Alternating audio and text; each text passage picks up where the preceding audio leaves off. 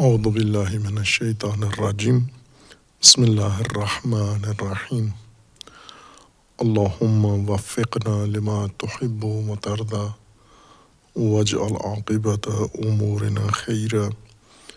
ولا تکلنا الی انفسنا طرفت عین ابدا رب ادخلنی مدخل صدق واخرجنی مخرج صدق واجعل لی من لدنک سلطانا نصیرا۔ سورہ مبارکہ بقرہ آیہ کریمہ یا بنی اسرائیل اذکروا نعمتی التی انعمت علیکم واوفوا بعہدی اوف بعہدکم وایای فارہبون۔ بنی اسرائیل کو اللہ تبارک و تعالیٰ نے قرآن کریم میں ایک ایسے معاشرے اور جمعیت کے طور پر ذکر کیا ہے جسے اللہ تبارک و تعالیٰ نے فراوان نعمتوں سے نوازا ہے، اس کو متعدد مادی اور معنوی وسائل عطا کیے ہیں اور ان کی ہدایت کا اعلیٰ اہتمام و انتظام کیا ہے،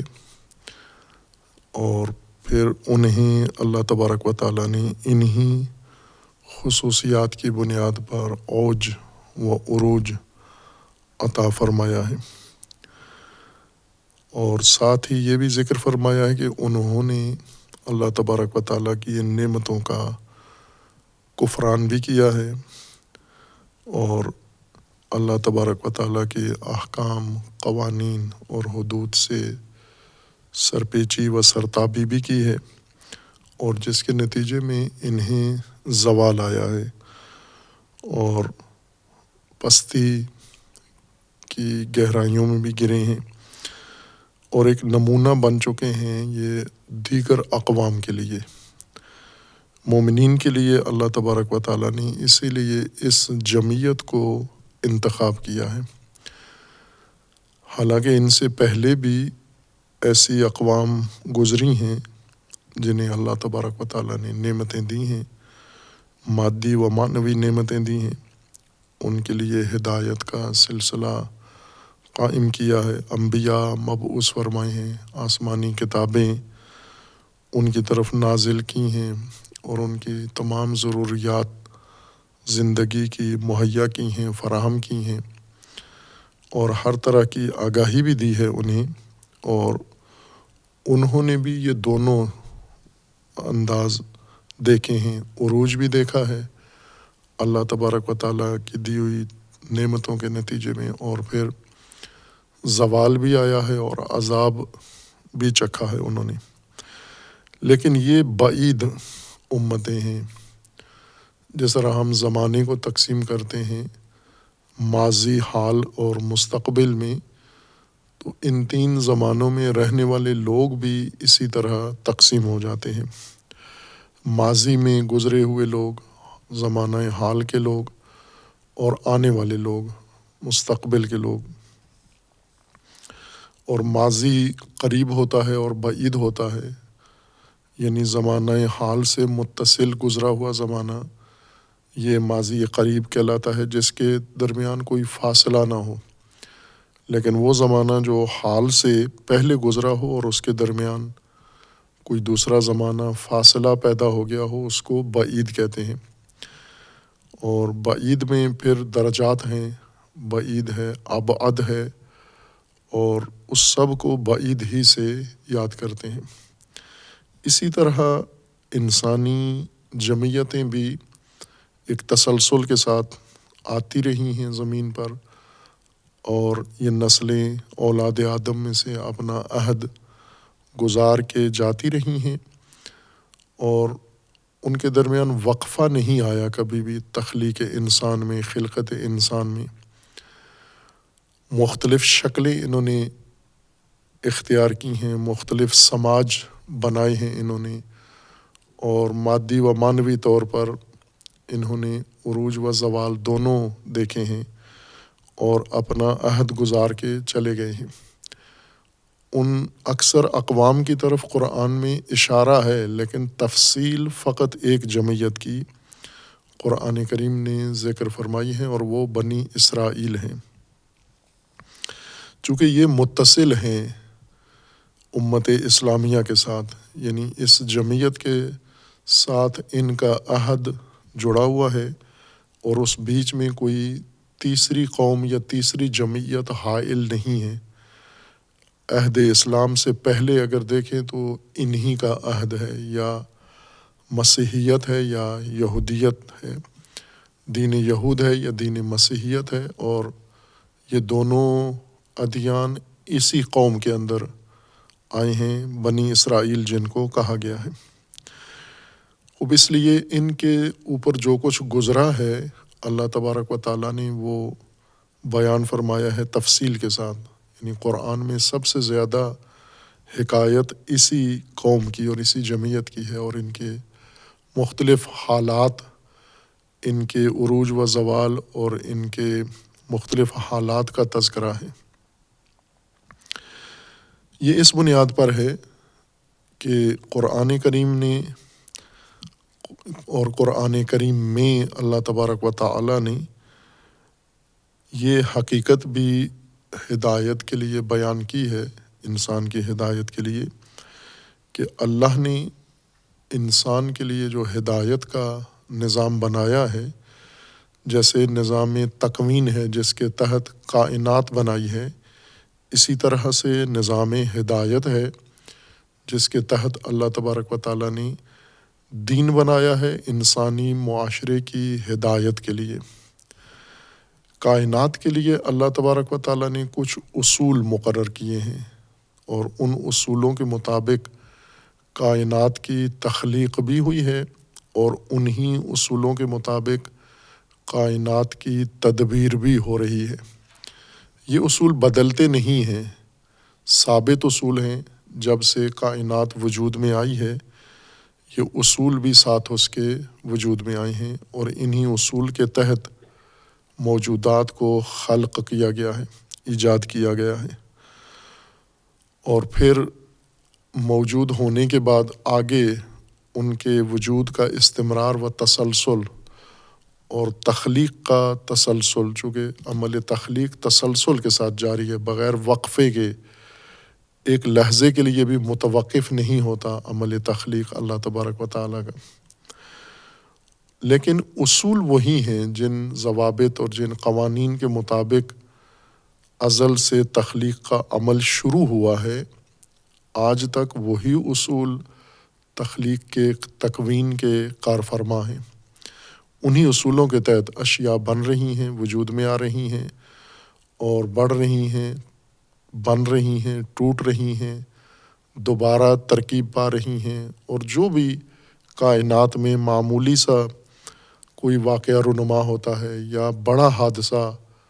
حادث کوئی رونما ہوتا ہے،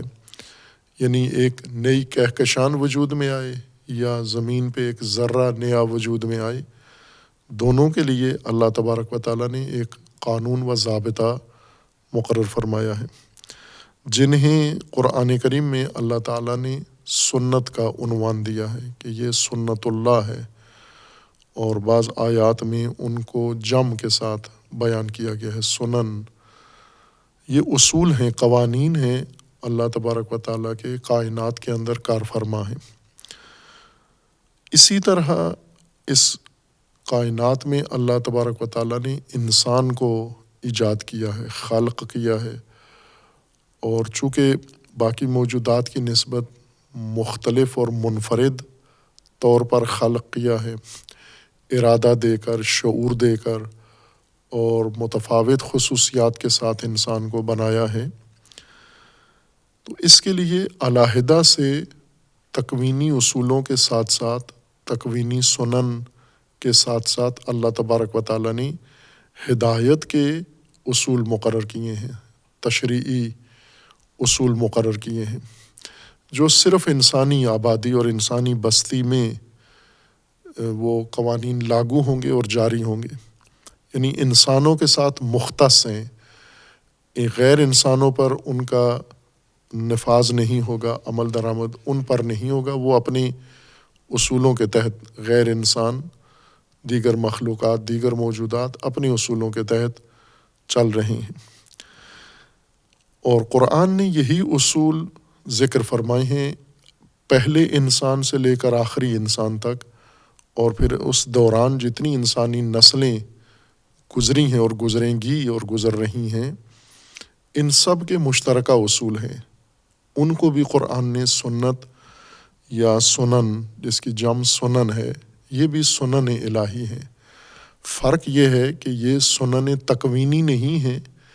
یہ سنن ہدایت انسان ہیں، یہ سنن تشریع ہیں، یہ سنن دینی ہیں،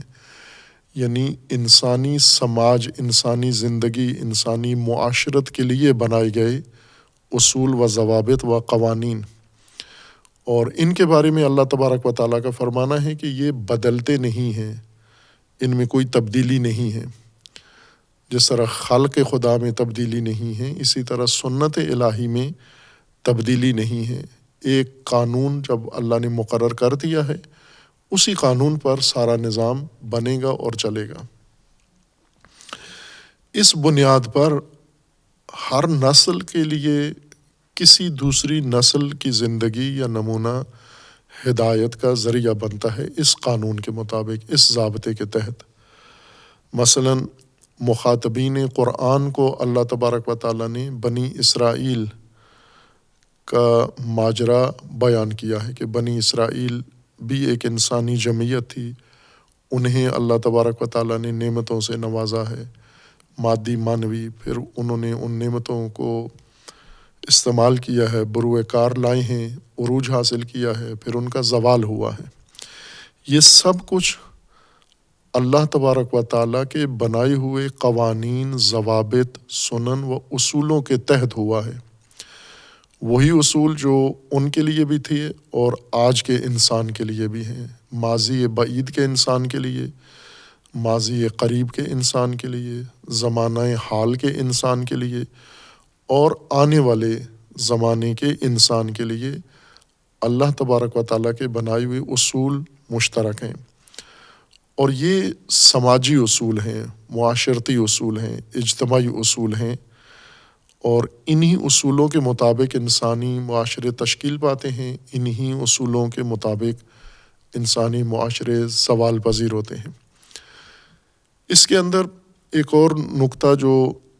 لازمی ہے توجہ رکھی جائے، یعنی ایک نقطہ یہ کہ اللہ تبارک و تعالیٰ نے انسانوں کے لیے ایک جیسے اصول بنائے ہیں، اور وہ سارے سماج کی بنیاد بنتے ہیں، اور وہ تبدیل نہیں ہوتے، ان میں تغیر نہیں آتا، نہ اللہ ان کو بدلتا ہے ان قوانین کو، اور نہ اللہ کے علاوہ کوئی اور طاقت ہے جو ان قوانین کو تبدیل کر دے اور بدل دے اور ان میں رد و بدل پیدا کر دے۔ انہی قوانین کے تحت موجودہ انسان، گزشتہ انسان اور آنے والا انسان زندگی گزارے گا۔ ان کے اندر کسی قسم کا اختلاف بھی نہیں ہے، تخلف بھی نہیں ہے، یعنی یوں نہیں کہ کسی نسل کے لیے کچھ اور قوانین ہیں، کسی اور سماج کے لیے اور قوانین ہیں، اور یا بعض قوانین پر عمل ہو رہا ہو اللہ تبارک و تعالیٰ نے جو بنائے ہیں، کچھ قوموں کے لیے وہ قوانین لازم ہوں، حتماً جاری ہوں گے، اور کچھ قوموں کو چھوٹ دے دی جائے گی، کچھ قوموں کو لحاظ کیا جائے گا کہ آپ کے لیے یہ قوانین نہیں ہیں۔ جو نقطہ توجہ طلب ہے وہ یہ کہ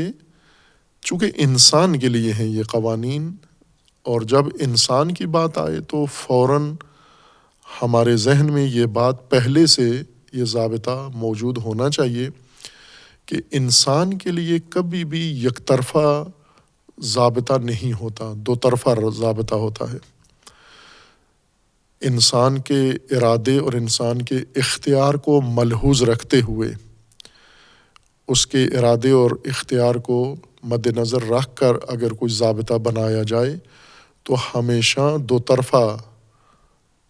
ضابطہ ہوگا، یک طرفہ نہیں ہوگا۔ یعنی مراد اس سے یہ ہے کہ چونکہ انسان کو اللہ نے ارادہ دیا اور اختیار دیا ہے، اپنے ارادے سے انسان نے عمل کرنا ہے، اور اپنے اختیار سے چننا ہے، فیصلہ کرنا ہے کہ کیا کرنا ہے اس نے۔ لہٰذا ہمیشہ متضاد راستے انسان کے لیے ہونے چاہیے تاکہ اختیار انسان کا باقی رہے۔ اگر متضاد راستے نہ ہوں انسان کے سامنے، عملی طور پر انسان کے ارادے کی نفی ہو جاتی ہے، یعنی ارادہ کالعدم قرار دیا جاتا ہے۔ مثلا جیسے ہم کرتے ہیں اپنے روزمرہ معاشرتی امور میں کہ لوگوں کے آنے جانے کے لیے ایک دروازہ فقط مقرر کرتے ہیں کہ اسی دروازے سے آپ نے آنا ہے، اسی دروازے سے آپ نے جانا ہے، کوئی اور راستہ آنے جانے کا نہیں ہے۔ تو یہ ایک پابندی ہے، یہ ایک اجبار ہے انسانوں کو کہ آپ مجبور ہیں ایک ہی دروازے سے آئے جائیں۔ اللہ تبارک و تعالیٰ نے ایسے نہیں کیا، انسان کے لیے کہیں بھی ایک دروازہ اور ایک راستہ نہیں بنایا۔ کسی بھی مرحلے کے لیے انسان کے لیے ہمیشہ ایک سے زیادہ راستے اور ایک سے زیادہ اسباب اور ایک سے زیادہ نتائج انسان کے لیے اللہ تبارک و تعالیٰ نے منظور کیے ہیں، ملحوظ رکھے ہیں۔ اور یہی الجھن بھی ہے انسان کی۔ باقی موجودات تکوینی وہ ایک راستہ ہے، ایک دروازہ ہے ان کے لیے، ایک ضابطہ ہے، یک طرفہ، دو نہیں ہیں، متضاد نہیں، ان میں تضاد بھی نہیں ہے، ان میں تعدد بھی نہیں ہے۔ یعنی تکوینی موجودات کے لیے ایک سے زیادہ راستہ ہو اور وہ راستہ آپس میں متضاد بھی ہو، یہ نہیں ہے۔ ایک راستہ ہے اور اس کے مقابلے میں کوئی متضاد عامل ان کو پیش نہیں آتا۔ لیکن انسان کو ہر مرحلے میں اس کا سامنا ہے کہ متعدد راستے حتماً اس کے سامنے لائے جائیں گے اور وہ متضاد راستے ہوں گے تاکہ انسان کا ارادہ اور انسان کا اختیار محفوظ رہے، نفی نہ ہو جائے اس کی۔ جیسے ہم آپس میں معاشرتی معاملات میں بعض اوقات لوگوں کے اختیار کی نفی کر دیتے ہیں۔ مثلا جیسے کسی مجلس میں یا جہاں نظم و انضباط ہوتا ہے، لوگوں کے بیٹھنے کی ایک کرسی لگا دیتے ہیں کہ اسی پر بیٹھنا ہے آپ نے، دوسرا راستہ اس سے سلب کر لیتے ہیں کہ یہاں اختیاراً نہیں بیٹھ سکتے آپ، اجبار ہے آپ کو نظم قائم رکھنے کے لیے حتماً جو ہم نے جگہ مقرر کر دی ہے یہیں پہ آپ نے بیٹھنا ہے۔ اور یہ اختیار ہم لے لیتے ہیں، اسی سے نظم قائم ہوتا ہے، چونکہ اگر ہر مرحلے میں ہر کام میں انسان کا، دوسروں کے گھر میں جا کر بھی انسان کا اختیار ہم محفوظ رکھیں تو پھر گھر والوں کا اختیار ختم ہو جاتا ہے، گھر والوں کی زندگی ختم ہو جاتی ہے۔ لہٰذا مہمانوں کے لیے یا دوسرے لوگوں کے لیے وہاں ایک نظم و ضبط قائم کیا جاتا ہے۔ نظم و ضبط اس لیے ہوتا ہے کہ انسان کے اختیار کو تھوڑی سی رکاوٹ ڈال دی جاتی ہے، لگام دے دی جاتی ہے کہ آپ نے اپنی مرضی سے، اپنے ارادے سے نہیں کرنا، بلکہ جو طے کیا گیا ہے ایک ہی ضابطہ یک طرفہ، اس پر عمل کرنا ہے آپ نے۔ اللہ تبارک و تعالیٰ نے نظام ہدایت میں ایسا نہیں کیا، بلکہ انسان کو جب ارادہ و اختیار دیا ہے تو عملی طور پر انسان کے سامنے کئی راستے ہر مرحلے کے لیے رکھے ہیں تاکہ ان میں سے جسے انسان چاہے اختیار کرے اور جسے چاہے چھوڑ دے۔ دو طرح کا اختیار ہے انسان کا، ایک جس راستے کو، جس سبب کو چاہے اپنی مرضی سے اختیار کر لے اور جسے چاہے اختیار نہ کرے، یعنی ایک تو راستوں میں اپنا اختیار استعمال کرے اور دوسرا جس راستے کے بارے میں بھی فیصلہ کر لے انسان، اس کے اندر بھی دونوں صورتیں انسان کے لیے ممکن ہوں۔ اس راستے کو یا اس فیصلے کو انسان انجام بھی دے سکتا ہے اور اسے ترک بھی کر سکتا ہے۔ ہمیشہ فعل و ترک دونوں کے درمیان انسان کو رکھا گیا ہے اور دونوں انسان کی اپنی ایما پر، اپنی مرضی پر چھوڑ دیے گئے ہیں۔ آپ چاہتے ہو انجام دینا تو دے سکتے ہو، آپ چاہتے ہو ترک کرنا، ترک کر دو اس کو، دونوں پہ آپ کو مجبور نہیں کیا جائے گا۔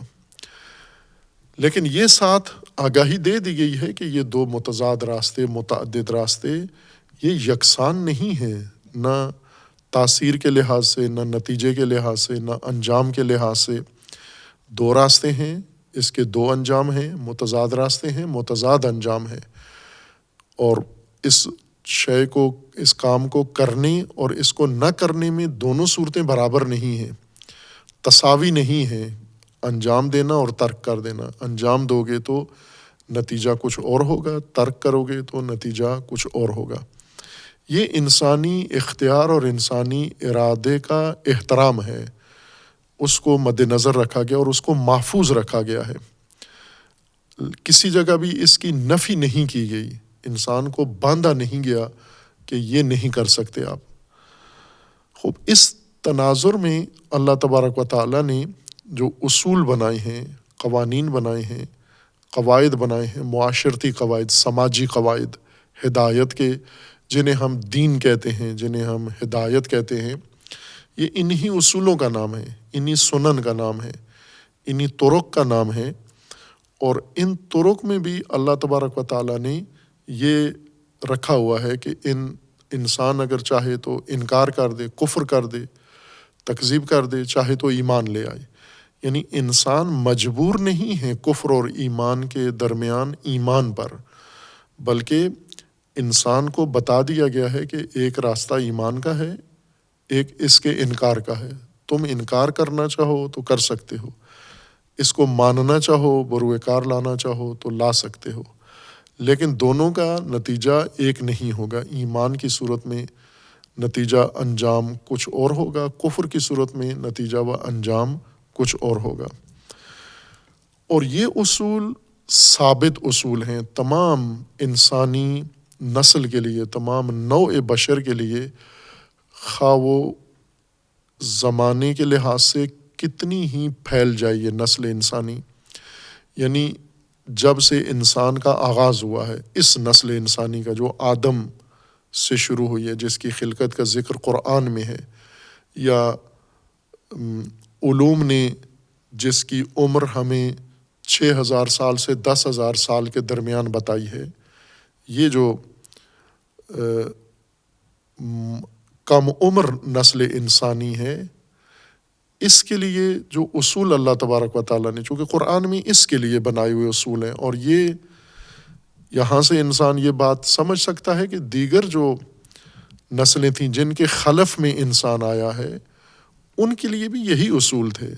اور انہی اصولوں کے مطابق وہ زمین پر آباد ہوئے ہیں، اور انہی اصولوں کے مطابق زمین سے ختم بھی ہو گئے ہیں۔ تو یہ نسل جو جاری ہے، اس کے لیے بھی وہی قوانین ہیں، انہی قوانین کے تحت یہ نسل زمین پہ پھیلے گی، اور انہی اللہ کے بتائے ہوئے اصولوں کے مطابق یہ نسل زمین سے ختم بھی ہو جائے گی، زوال بھی ہوگا اس کا۔ دو متضاد راستوں سے، یعنی جس سے عروج ہوگا اس سے زوال نہیں ہوگا، جس سے زوال ہوگا اس سے عروج نہیں ہوگا۔ یہ خود ایک مستقل موضوع ہے جو ہم نے بیان کیا ہے تفسیر موضوعی میں، سنن الہی در قرآن۔ یہ موضوع مفصل کئی سال بیان ہوا ہے، اور ظاہر ہے نامکمل بحث ہے، مکمل طور پر احاطہ نہیں ہوا، بلکہ ایک لحاظ سے کہیں کہ ابتدائی بحث ہے سنن الہی کی۔ اس کی ضرورت ہے کہ اس کو تکمیل کیا جائے، اس موضوع کو انشاءاللہ اللہ تبارک و تعالیٰ توفیق دے تو اسے جاری رکھیں گے، اور مختلف مواقع پر قرآن کریم میں موجود یہ سنن، قواعد و قوانین جن کے تحت انسانی معاشرت نے چلنا ہے، یہ پورے قرآن سے ہم استخراج کریں، اور انسان کو معلوم ہو کہ یہ قوانین ہیں، ہم پر لاگو ہیں، اور ان قوانین کے تحت ہم جو کچھ کر رہے ہیں انہی کے تحت ہو رہا ہے۔ خوب، اس ضابطے کے مطابق کہ اللہ نے انسانی نسل کے لیے، نوع کے لیے ضوابط بنائے ہیں، قوانین بنائے ہیں، اور وہ یکساں ہیں، وہ ایک جیسے ہیں، ان میں تبدیلی نہیں ہے، وہ جیسے ازل سے بنے ہیں، جب سے آخر تک وہی رہیں گے، اور بیچ میں جتنی انسانی نسلیں آئیں گی، گزرتی رہیں گی، وہ انہی اصولوں اور احکام کے تحت زندگی گزاریں گے، اور ان کا انجام ہوگا۔ اب یہ بھی ایک بات ہے کہ ان اصولوں میں سے ہر نسل نے کتنے اصول اللہ کے کشف کر لیے ہیں۔ مثلا جیسے ہم علوم طبعیہ کو دیکھیں، جس کے سائنس جس کو ہم کہتے ہیں یہاں اپنی زبان میں، یہ اصطلاح ہماری ہے سائنس کی، ورنہ سائنس ہر علم کو کہتے ہیں. سائنس کا مطلب علم ہے، کوئی بھی علم ہو، لیکن ہم فقط طبعی علوم کو جو طبیعیات سے بحث کرتے ہیں انہیں ہم سائنس کہتے ہیں. جیسے علم کیمیا ہے، اس کو سائنس کہتے ہیں، اور فزکس کو سائنس کہتے ہیں، یا اس کے دیگر متعلقہ شعبے ان کو سائنس کہتے ہیں. یہ سائنس کہلاتے ہیں. ان علوم نے جتنی ترقی کی ہے اور حیرتناک ترقی کی ہے، معجزانہ ترقی کی ہے ان علوم نے، اصل کیا کیا ہے، ترقی کہاں سے انہوں نے کی ہے؟ انہوں نے جو معجزہ کیا ہے، کارنامہ انجام دیا ہے، اور حیرتناک کارنامہ ہے ان کا، وہ یہ ہے کہ اللہ تبارک و تعالیٰ نے جو تکوینی اصول، ضوابط تکوینی طور پر بنائے تھے اس جہان طبیعت کے لیے، زمین کے لیے، مادے کے لیے، جسم اجسام کے لیے، انہوں نے مقدور بھر حد تک وہ کشف کر لیے، ڈھونڈ لیے ہیں. یعنی سنن الہی سے آگاہی حاصل کر لی ہے کہ اللہ تبارک و تعالیٰ نے اجسام کو اس ترکیب سے بنایا ہے. جسم بننے کا فارمولہ یہ ہے، یہی سنت ہے اللہ تبارک و تعالیٰ کی. اور انہوں نے کوشش کر کے، ہمت کر کے، زحمت کر کے، اور تجربے و مشاہدے کر کے، اور وہ بھی ایک طولانی کاوش کے تحت کے بعد اس کو کشف کر لیا ہے. اور آج ان اصولوں کی دریافت سے انسان کتنا بہرہ مند ہے، کتنا متنعم ہے. یعنی انسان کی زندگی بدل گئی ہے ان اصولوں کے کشف ہونے کے بعد، اور ان قوانین تکوین کے انسان کو سمجھ آنے کے بعد انسان کی زندگی کچھ سے کچھ ہو گئی ہے. یعنی قابل قیاس نہیں ہے سابقہ زندگی سے. وہ انسان جو وسائل زندگی کے لحاظ سے بہت مشکلات میں تھے، محروم تھے، آج وسائل زندگی کے لحاظ سے دیکھیں تو ہم روابط کو ہی دیکھ لیں کہ گزشتہ نسلیں جب انہیں یہ قانون، یہ سنت اللہ کی نہیں تھی معلوم، تو وہ کس طرح ابلاغ کرتے تھے، اپنی بات دوسروں تک کیسے پہنچاتے تھے. بہت مشقتوں کے بعد معمولی سے فاصلے پر اپنی بات پہنچانے کے لیے ڈھیروں زحمت انہیں اٹھانا پڑتی تھی. اور آج ایک لمحے، بلکہ لمحے سے بھی کمتر وقت میں ایک انسان اپنی بات کسی دیہات سے، گاؤں سے بیٹھ کر پوری دنیا کو پہنچا لیتا ہے. یہ کیسے ممکن ہوا؟ اور یہ موازنہ کریں ہم چند سال پہلے کی انسانی نسل کی اور آج کے انسانی نسل کے ساتھ، تو آپس میں قابل قیاس ہی نہیں ہے. اتنی حیرتناک ترقی کی ہے. کہاں سے کی ہے؟ اس ترقی کا راز انہی اصولوں کی دریافت میں ہے جو اللہ تبارک و تعالیٰ نے اس کائنات کے اندر تکوینی طور پر مقرر فرمائے تھے. تکوینی ضابطے کشف کر لیے ہیں انہوں نے. اب علوم انسانی جنہیں ہم کہتے ہیں، علوم سماجی علوم، معاشرتی علوم، یا جن کا ایک حصہ اسلامی علوم کہلاتا ہے، ان کا بھی کام یہ تھا. وہ دوسرا جو نظام ہے اللہ کا، ہدایت کا، تکوین کے اصول علوم طبیعہ کے ذمہ تھے اور انہوں نے کشف کر لیے ہیں. لیکن جو ہدایت کے ضوابط تھے، قوانین تھے، سنن اللہ تبارک و تعالیٰ نے بیان مقرر فرمائی ہیں، جنہیں زیادہ وضاحت کے ساتھ بیان کیا ہے، جن کی تشریح زیادہ کی گئی ہے، تکرار زیادہ کیا گیا ہے. یہ گنے انہوں نے کتنے اصول، اللہ کے قوانین، ہدایت کے سماجی قوانین، معاشرتی قوانین کتنے کشف کیے ہیں. اور آج سماجی طور پر انسان کہاں ہے اور وسائل کے لحاظ سے انسان کہاں ہے؟ وسائل کے لحاظ سے معجزے دکھا رہا ہے، سماجی طور پر حیوانیت کی حد تک اتر گیا ہے. چونکہ دوسری سنخ کے جو علوم تھے ان کے انکشاف کا دروازہ بند کیا گیا ہے. یہ جو بار بار بعض چیزوں کی نشاندہی ہوتی ہے، وہ اگر دقت کی جائے، خصوصاً اہل علم، اہل فہم اگر دقت کریں،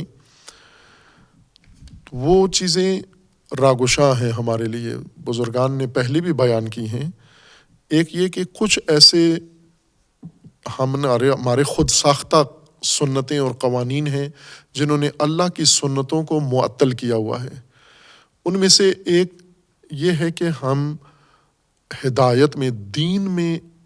علم و یقین حاصل نہیں کر سکتے، دروازہ علم بند ہے، انسدادی ہیں ہم، انسداد باب علم، یہ تلقین ہے۔ خوب، اس کو جب سے ہم نے اپنایا ہے تو یعنی ایک طرح سے ہاتھ کھڑے کر دیے ہیں۔ سائنسدانوں نے ہاتھ کھڑے نہیں کیے کہ کائنات کی رمز و راز سمجھنا یہ ناممکن ہے، یقین و علم پیدا کرنا ناممکن ہے۔ انہوں نے، وہ لگتا تھا ناممکن ہے لیکن ممکن بنا دیا اس کو، اور جہاں پر اللہ تبارک و تعالیٰ نے حکم دیا ہے، مامور کیا ہے کہ یقین تک پہنچو، انہوں نے اعلان کر دیا ہے کہ دروازہ یقین بند ہو گیا، انسداد، یعنی اس طرف انہوں نے ہمت ہی نہیں کی۔ اور ساتھ یہ ضابطہ خود سے بنا لیا ہے کہ آپ نے اللہ کے ان قوانین کو کشف کرنے میں جو سابقین نے، سلف اسلاف نے کشف کر لیے ہیں، جو ضوابط بیان کر دیے ہیں، مثلاً 1.5 صدی پہلے، 150 سال پہلے، وہ آپ مانیں، 150 نہیں بلکہ کہیں 1500 سال پہلے، 1500 سال پہلے جو کہا گیا ہے وہ ماننا آپ کی ذمہ داری ہے ہدایت کے باب میں۔ اس میں کشف جدید نہیں کر سکتے آپ، بدعت ہو جائے گی۔ آپ جو سمجھنا تھا وہ اسلاف سمجھ چکے ہیں، اب آپ کو فقط اس کو تکرار کرنا ہے، اس کو آگے منتقل کرنا ہے جو اسلاف نے کشف کر لیا ہے۔ خوب، اس وجہ سے سماجی اصول میں انسان وہاں کھڑا ہے جہاں افسوسناک حالت بن چکی ہے اس کی، اور طبعی علوم میں معجزے کی حد تک انسان ترقی کر گیا ہے۔ لہٰذا یہ نکتے وہ ہیں جو ہمیں مد نظر رکھنے چاہیے کہ یہ قدغن، یہ پابندی، یہ ہم نے خود اپنے اوپر لگائی ہوئی ہے، اللہ نے نہیں لگائی۔ اللہ تبارک و تعالیٰ نے ہمیں ایک طرف سے عقل دی ہے، معرفت کے تمام وسائل فرد فرد کو دیے ہیں، ایک ایک انسان کو، ایک ایک بچے کو، ایک ایک عورت کو دیے ہیں، اور دوسری طرف سے یہ ہدایت کا نظام ہمارے سامنے رکھا ہے، اور اسے بھی کہا ہے ہدن للناس، یہ تم سب کے لیے ہے اور آسان بھی ہے۔ ہم نے اس کو آسان بنایا ہے، یسرنا القرآن، آسان کر دیا ہے قرآن، نازل کر دیا ہے قرآن۔ لیکن یہ جو پابندیاں ہم نے خود اپنے اوپر لگا رکھی ہیں کہ ہمارا کام صرف اسلاف کی تحقیقات اور اسلاف کے اقوال کو آگے سمجھانا اور بڑھانا ہے، ان سے ہٹ کر سوچنے کا کوئی زاویہ نہیں رکھنا۔ یہ بنیادی فرق ہے کہ سنن تکوینی کشف ہو چکی ہیں، لیکن سنن دینی و سنن انسانی و سنن اجتماعی و سماجی ابتدائی شکل میں ہیں۔ ہم دیکھیں علماء کا میراث، علماء دین جنہوں نے سنن الہی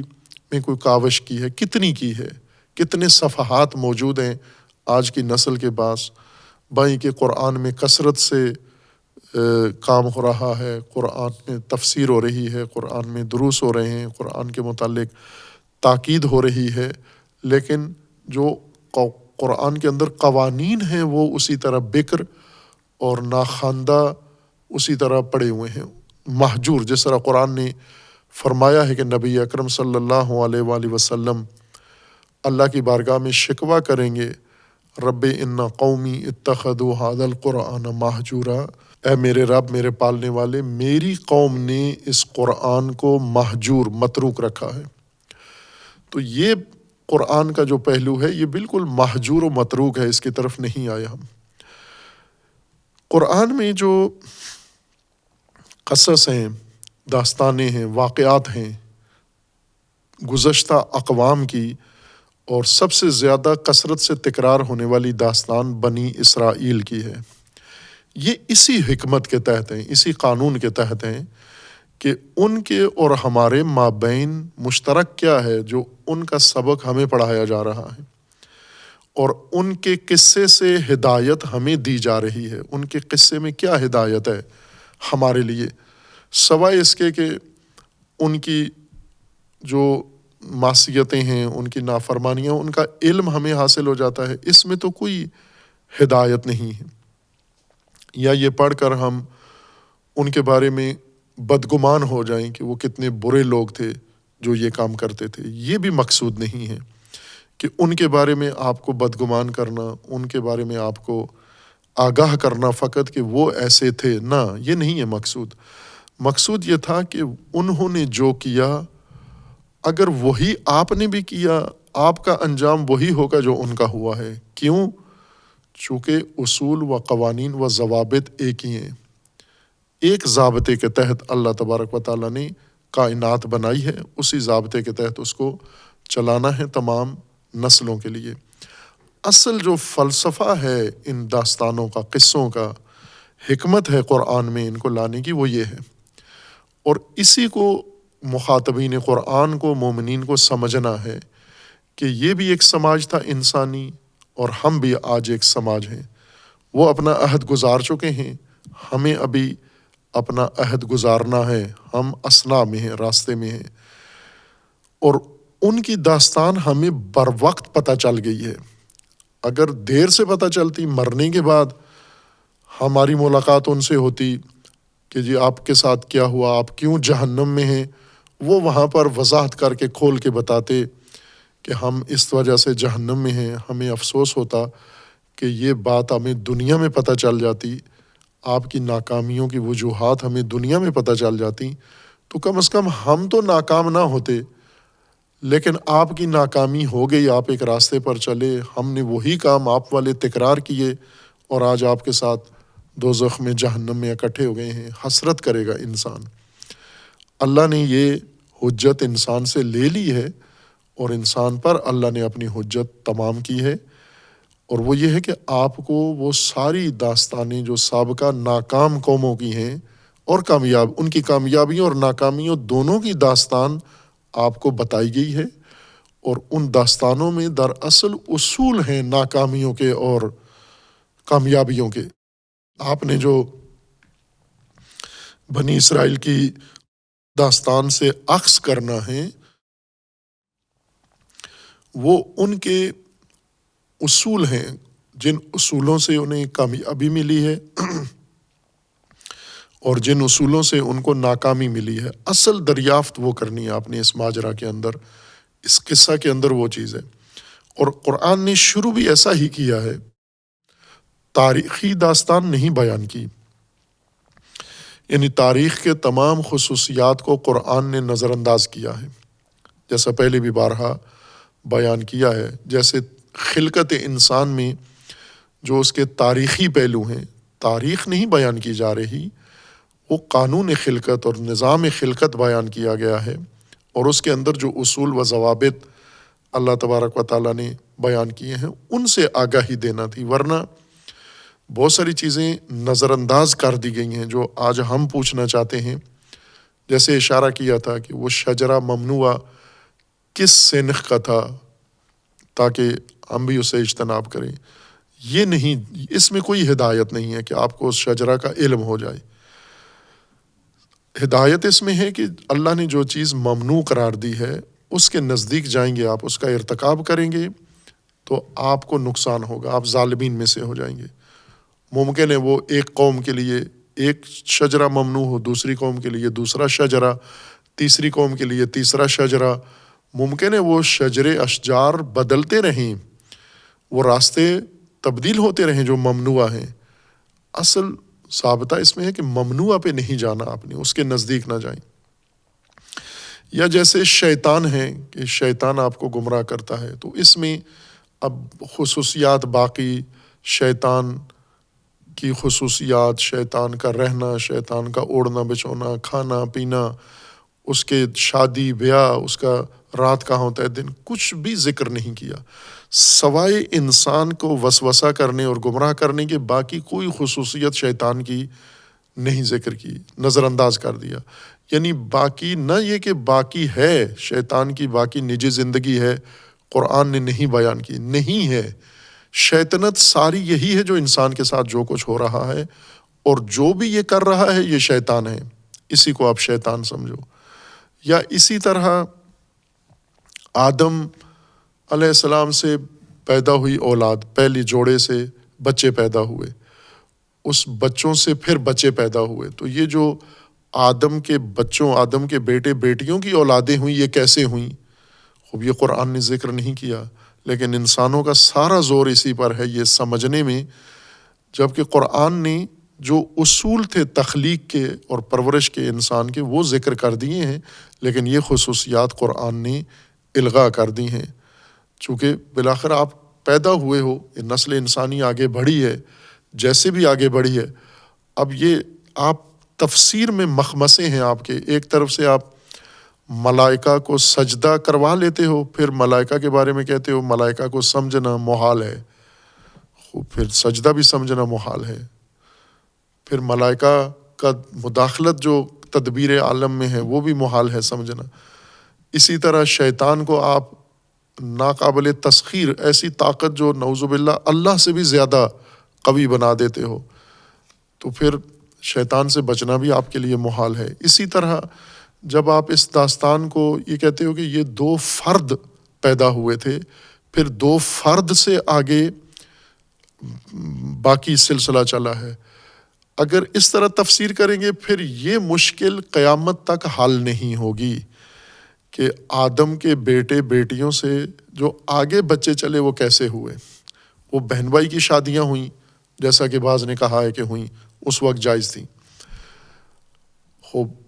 جو چیزوں کے لیے جائز تھی آج کیوں منع کر دی گئی ہے؟ اس کے اندر قباحت ہے اس کام میں یا نہیں ہے؟ محرم کے ساتھ شادی میں قباحت ہے یا نہیں؟ اگر تھی تو پہلی نسل کے بھی تھی، آج بھی ہے۔ آج جو منع کیا گیا ہے تو کسی قباحت کی وجہ سے منع کیا گیا ہے، تو وہ قباحت اس وقت نہیں تھی۔ یہ کبھی حل نہیں ہوگا یہ مسئلہ جب تک آپ یہ نہ کہیں کہ یہ دراصل خلقت دو فرد کی نہیں، انسان کی خلقت کی داستان ہے۔ آدم انسان خلیفہ ہے زمین پر، اور انسان کی تخلیق قانون خلقت کے تحت آگے بڑھی ہے۔ جب تک آپ اس داستان کو اس طرح نہیں قبول کریں گے تو یہ سوال آپ کے اپنے ذہن کے پیدا کردہ ہیں۔ جو اللہ نے حقیقت بیان کیا اس پر ایک بھی سوال نہیں اٹھتا، وہ بالکل روان اور سیدھی بات ہے اور سمجھ میں آنے والی بات ہے کہ یہ انسان کی خلقت کی بات ہے۔ اب انسان کو اللہ تبارک و تعالیٰ نے جو پیدا کیا ان مراحل سے گزار کے پیدا کیا، اور انہی مراحل سے گزر کے پیدا ہو رہے ہیں، تخلیق تسلسل کے ساتھ جاری ہے۔ خوب یہ وہ قوانین ہیں، اگر ہم بھی علوم طبیعیات کی طرح محنت کریں، زحمت کریں، کوشش کریں، یہ سماجی قوانین کشف کر کے وہ معاشرہ بنا سکتے ہیں جو اللہ تبارک و تعالیٰ چاہتا ہے کہ زمین پر انسان اس قسم کے معاشرہ میں زندگی گزاریں۔ خوب اس ضابطے کی روشنی میں جو سماج اللہ تبارک و تعالیٰ نے ایک نمونے کے طور پر پیش کیا ہے اور اس کی تشریح کی ہے مختلف پہلوؤں کی، وہ بنی اسرائیل ہیں، اور ان کا عنوان ہی قرآن میں تکرار ہوا ہے، یا بنی اسرائیل اذکروا نعمتی التی انعمت علیکم اوفوا بعہدی اوف بعہدکم وایای فارہبون۔ یا بنی اسرائیل، ان کو بنی اسرائیل کہا ہے۔ اب یہاں سے ہی ہمیں بعضوں نے کہا ہے کہ یہ ان کی تعظیم و تکریم کے طور پر ان کو اس نام سے یاد کیا گیا ہے، بنی اسرائیل۔ نہ، یہ دراصل ہمیں متوجہ کرنے کے لیے ہے کہ باوجود اس کے کہ اللہ تبارک و تعالیٰ نے فرمایا کہ ہم نے کتنی نعمتیں آپ کو دیں، کتنے انبیاء آپ کے اندر مبعوث کیے، ان نعمتوں کے مصادیق کے طور پر قرآن نے ذکر کیا ہے کہ سب سے زیادہ انبیاء بنی اسرائیل میں مبعوث ہوئے، سب سے زیادہ کتابیں آسمانی بنی اسرائیل کے اندر نازل ہوئیں۔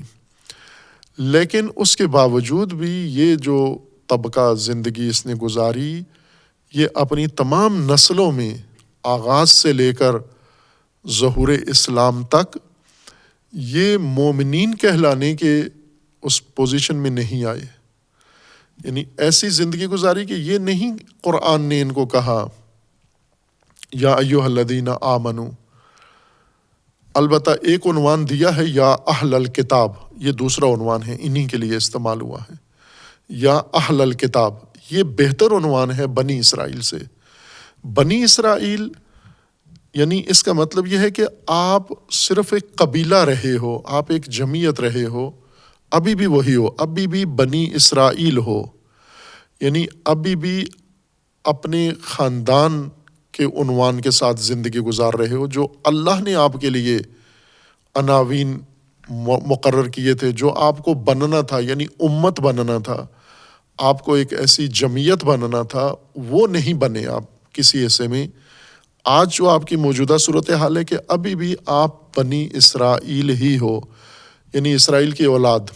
بچے، اسرائیل کے بچے۔ اسرائیل، خوب یہ بات مسلم ہے کہ اسرائیل حضرت یعقوب علیہ الصلاۃ والسلام کا لقب تھا، نام تو ان کا یعقوب تھا جو قرآن نے ذکر کیا ہے، لیکن انہیں بنی اسرائیل کے اندر بھی اسرائیل کے نام سے یاد کیا جاتا تھا، اور خصوصاً تورات میں انہیں اسی نام سے یاد کیا گیا ہے، اور ان کے بعد دیگر جو ان کے مقدس کتابیں اور تشریحات آئی ہیں ان کے اندر اسرائیل انہیں کہا گیا ہے۔ عبری لفظ ہے، یہ عربی نہیں ہے، اور مرکب لفظ ہے۔ اسر یا اسرا یا یسرا، ظاہراً درست ہمیں عبری کی نہیں ہے بنیاد معلوم، لیکن جو علماء نے ذکر کیا ہے کہ یسرا اور ایل، یسرا ایل اللہ کو کہتے ہیں، اور یسرا عبد کو، بندے کو کہتے ہیں۔ یسرائیل یا اسرائیل اس تلفظ کے مطابق اللہ کا بندہ، عبد خدا۔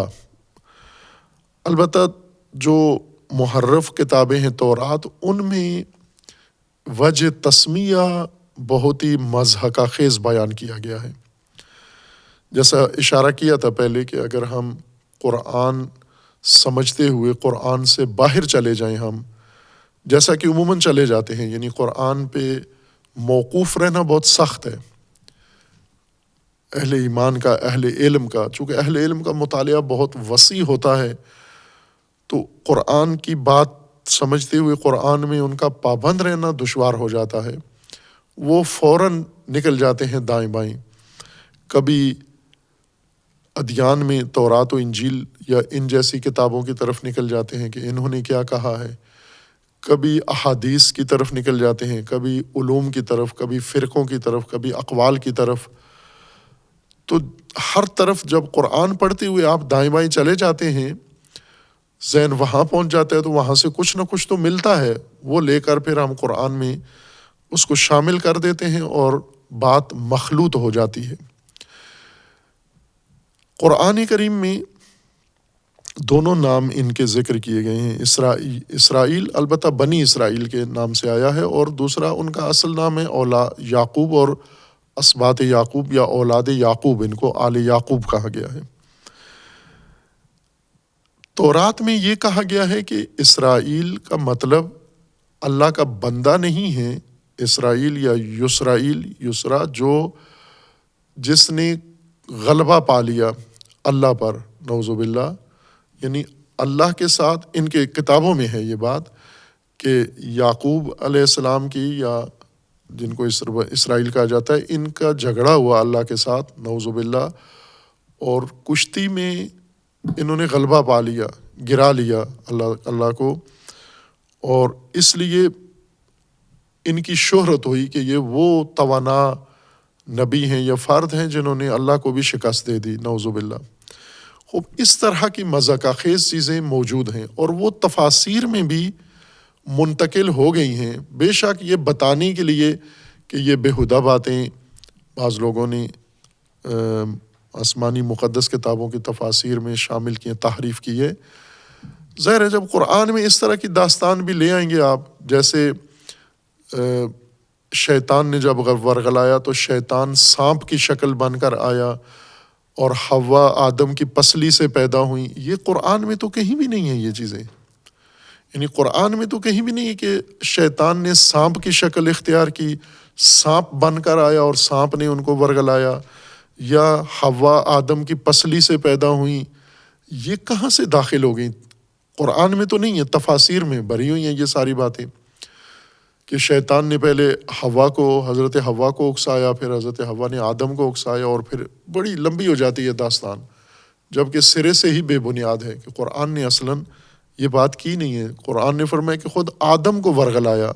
شیطان نے، اور اللہ نے حوا کو ایسے ہی پیدا کیا جیسے آدم کو پیدا کیا۔ دونوں کی خلقت ایک طریقے سے ہوئی، دونوں ایک دوسرے کی پسلی سے نہیں بنے۔ لیکن روایات کی طرف آپ جائیں گے تو روایات میں سانپ بھی ہیں، پسلیاں بھی ہیں،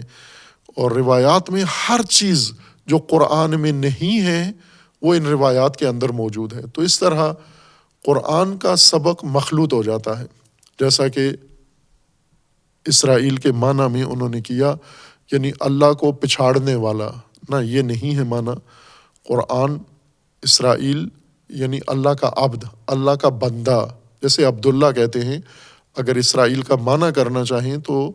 عبری زبان میں عبداللہ کو عبری بنائیں تو اسرائیل بن جاتا ہے۔ بنی اسرائیل سے مراد اولاد ہیں، حضرت یعقوب کی اولاد۔ حضرت یعقوب علیہ الصلاۃ والسلام یہ حضرت اسحاق علیہ السلام کے فرزند ہیں، بیٹے ہیں ان کے،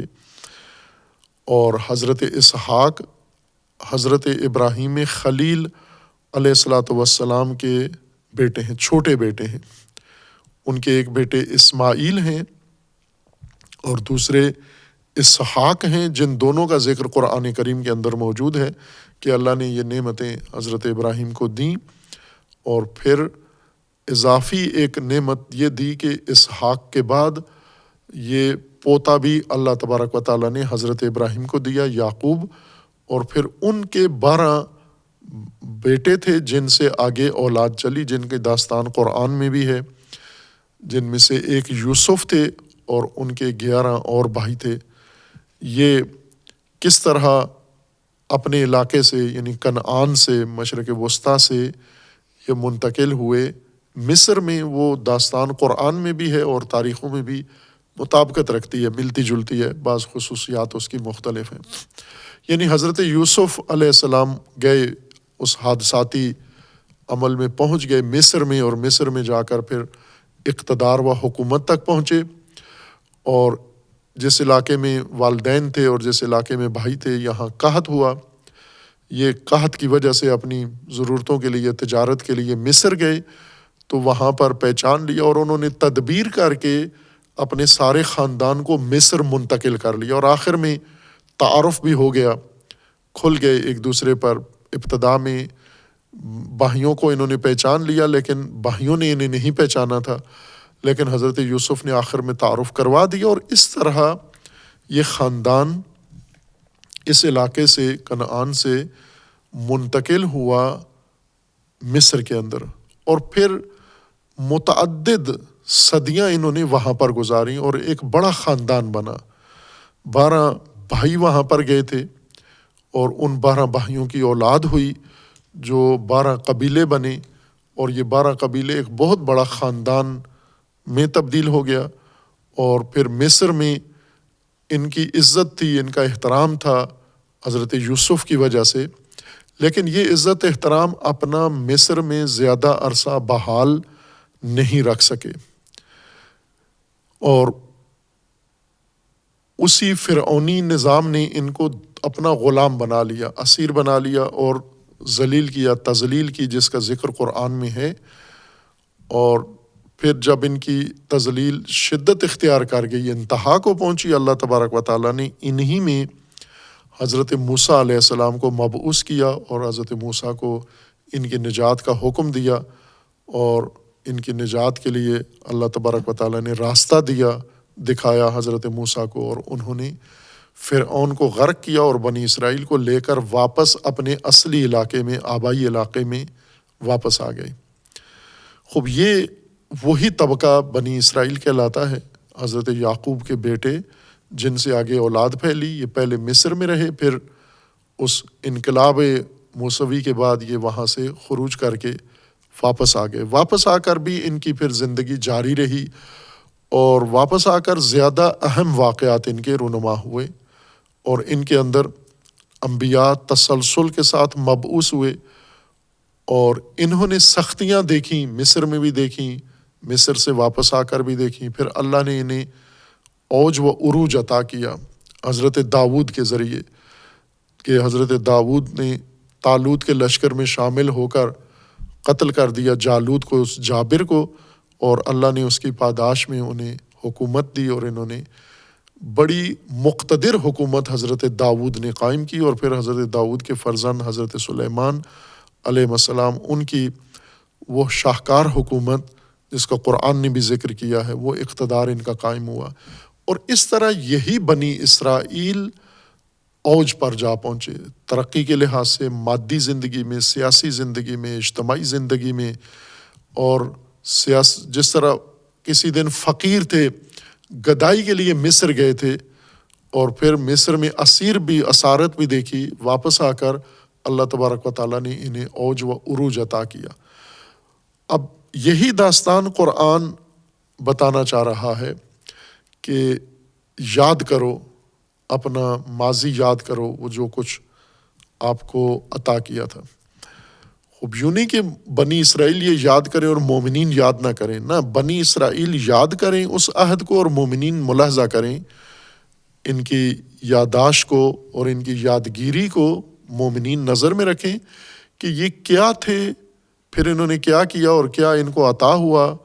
اور دوبارہ یعنی یہ جو اوج و حزیز، عروج و زوال ان کا ہوا، یہ سمجھو کہ یہ اوج کس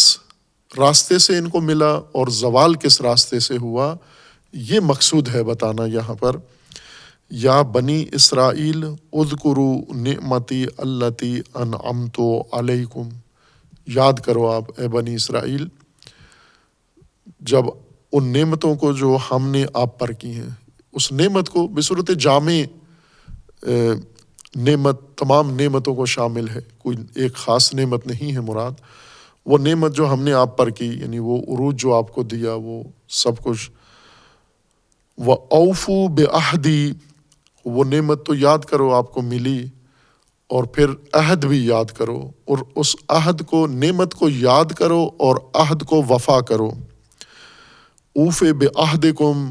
تو جیسے پہلے آپ نے عہد وفا کیا، ہم نے بھی عہد وفا کیا۔ آپ نے ہماری ہدایت کے مطابق جب قدم اٹھایا، ہم نے عروج دیا آپ کو، اوج دیا۔ بعد میں آئے گا قرآن کی طرف، اگلی آیات میں آ رہا ہے، آیا 47 میں ہے کہ یا بنی اسرائیل اذکروا نعمتی التی انعمت علیکم وانی فضلتکم علی العالمین، یاد کرو کہ ہم نے تمام عالمین پر آپ کو برتری دی تھی۔ وہ برتری جس عہد کے ذریعے تھی اس کو بھی یاد کرو اور اس کو وفا کرو۔ اوفِ بعہدکم، ہم بھی اپنا عہد وفا کریں گے، ہم بھی پورا کریں گے، یعنی وہی برتری پھر دیں گے آپ کو۔ وَإِيَّايَ فَارْهَبُونَ، اور رہبت، خوف صرف میرا ہو، اللہ کا ہو تمہارے اندر، اللہ کے علاوہ کسی کا خوف اختیار نہ کرو۔ اور پھر اس کے بعد ان کو یہ یاد دہانی کرائی جا رہی ہے، وَآمِنُوا بِمَا أَنزَلْتُ مُصَدِّقًا لِمَا مَعَكُمْ، اب آج بھی آپ دوبارہ اس زوال سے اٹھ کے پھر عروج تک جا سکتے ہو اگر یہ پیروی کرو جو دستورات ہم آپ کو دے رہے ہیں، جو ہم آپ کو بتا رہے ہیں کہ آپ ایمان لے آؤ قرآن پر، اس رسول پر۔ آج جو رہبر آپ کے پاس آئے ہیں، جس طرح پہلے والے رہبر آئے تھے اور ان کے ساتھ آپ نے ان میں سے جس کے ساتھ آپ نے وفا کی، ہم نے آپ کو عروج دیا، اور جس کے ساتھ آپ نے غدر کیا، غداری کی، آپ کو زوال نصیب ہوا۔ اب ایک نیا مرحلہ آپ ہی کو درپیش ہے، بنی اسرائیل کو، اور آپ وہ لوگ ہو جنہوں نے یہ نشیب و فراز دونوں دیکھے ہوئے ہیں، عروج و زوال دونوں دیکھے ہوئے ہیں۔ مسلمانوں کو لیے ابھی نہیں ہے، یہ سابقہ ماضی ان کا ایسا نہیں ہے، چونکہ یہ مسلمان نہیں تھے سرے تھے، یہ اہل کتاب نہیں تھے، اللہ کی طرف سے ان کے پاس کوئی کتاب آئی ہی نہیں تھی، باوجود اس کے کہ کعبہ تھا، لیکن یہ مشرک تھے، آپ اہل کتاب تھے، ان کے پاس نہیں تھا۔ یہ اب آپ کی داستان دیکھ رہے ہیں، سن رہے ہیں، آپ کو ہم نے یہ سب کچھ دیا، اب دوبارہ پھر آپ کے سامنے وہی سلسلہ ہم نے دوبارہ شروع کیا ہے، یعنی پھر نبی بھیجا ہے، پھر ایک کتاب بھیجی ہے، پھر ہدایت کا راستہ آپ کو دکھایا ہے، اور اس یہ نبی جو آئے ہیں، یہ جو ہم نے قرآن نازل کیا ہے، اس کی آپ ایمان لے ہو، یہ مصدقا لما معاکم، یہ تمہاری اوپر اترنے والی کتابوں کی تصدیق کرنے والا ہے۔ ولا تکونوا اول کافر بہ، پہلے کافر مت بنو، اول کافر مت بنو اس کے۔ ولا تشتروا بآیاتی ثمنا قلیلا، اس دین کے بدلے میں، میری آیات کے بدلے میں تجارت نہ کرو، ثمن قلیل نہ لو۔ وإیایا فاتقون، اور صرف مجھ سے، میرے ذریعے سے حفاظت کرو، تقوی اختیار کرو آپ۔ ولا تلبسوا الحق بالباطل وتکتموا الحق وانتم تعلمون واقیموا الصلاۃ وآتوا الزکاۃ وارکعوا مع الراکعین۔ یہ ایک یعنی سمجھیں کہ بنی اسرائیل کو دوبارہ ماضی یاد دلا کے دوبارہ ایک نئے عہد کے لیے پیغام دیا جا رہا ہے کہ جو کچھ پہلے آپ کو ملا وہ یاد کرو، اور اب دوبارہ اس سے برتر مرحلہ آپ کے سامنے موجود ہے، اس کو مان لو آپ، کہ ان کی تشریح انشاءاللہ بعد میں کریں گے۔ صلی اللہ علی محمد وعلیہ۔